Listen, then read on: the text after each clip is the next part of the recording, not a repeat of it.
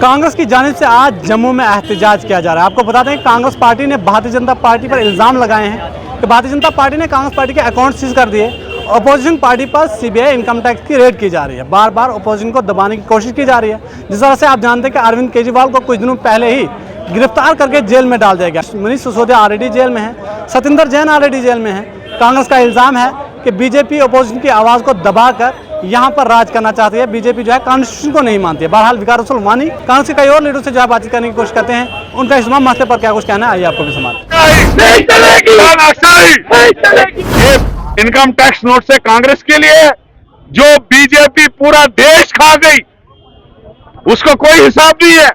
ये हिसाब उन्हीं को है जो अपोजिशन पार्टीज है। मैं कहना चाहता हूं बीजेपी सरकार को, उन्होंने 20-20 करोड़ का दफ्तर एक एक डिस्ट्रिक्ट हेडक्वार्टर में बनाया, जो अरबों रुपया है, अरबों रुपया उसका इनकम टैक्स और उसका वो पैसा कहां से आया? डिमोनेटाइजेशन का पैसा है।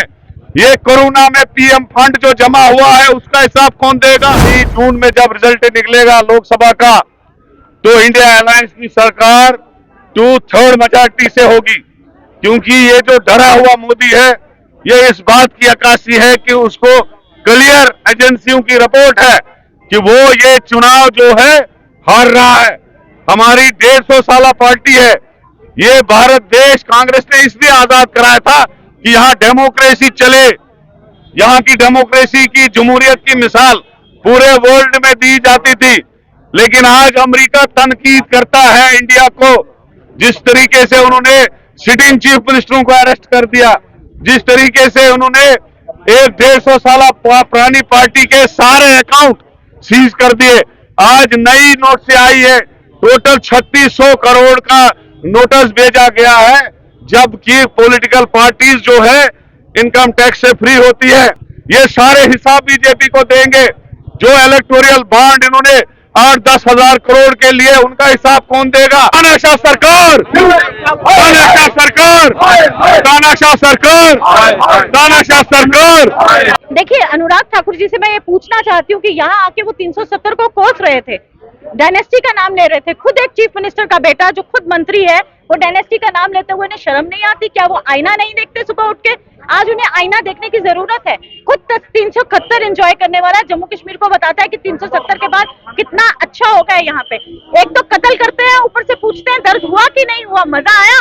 तो आज मैं जनता को, आज मैं पूरे देश को आपके माध्यम से ये कहना चाहती हूँ कि बहुत जरूरी है कि आज लोकतंत्र को बचाया जाए और ये जो डेमोक्रेसी के कातिल हैं, जो लोकतंत्र के हत्यारे हैं, इनको धराशायी करके जम्मू कश्मीर भेजे। जिस तरह से 370 का नारा उन्होंने जम्मू कश्मीर से दिया, तो जम्मू कश्मीरी उन्हें बताए कि 370 हटने के बाद आपने यहाँ खनन माफिया लाया, आपने हमारी जमीनों के हक छीन लिए, हमारे बच्चों का रोजगार आपने यहाँ से आउटसोर्स कर दिया। तो आज जम्मू की जनता, युवा, नारी, हर एक का ये फर्ज बन जाता है, दायित्व बन जाता है कि भाजपा को उखाड़ फेंके और आज उनको आईना दिखाए और लोकतंत्र को मजबूत करे। इस भ्रष्टाचारी सरकार को, जो extortion centre prime minister office से चला, जिस तरह से ईडी, सीबीआई और इनकम टैक्स का दुरुपयोग किया गया, उसको एक्सटॉर्शन कंपनीज की तरह इस्तेमाल किया गया, फ्रंटल बन गई है भारतीय जनता पार्टी की।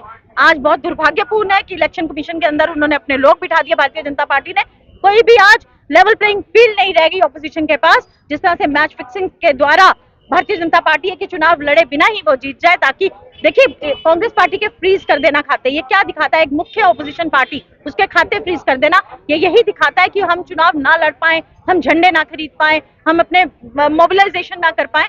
तो ये अपने आप में सूचक है और दर्शाता है कि आज जो भारतीय जनता पार्टी है वो डरी हुई है, मोदी सरकार डरी हुई है और लोकतंत्र के जो हत्यारे हैं इनका आज इनको आईना दिखाने का समय आ गया। और मुझे लगता है कि अब नहीं तो कभी नहीं, आज के दिन जनता को जागना होगा और इन्हें मुंह तोड़ जवाब देना होगा।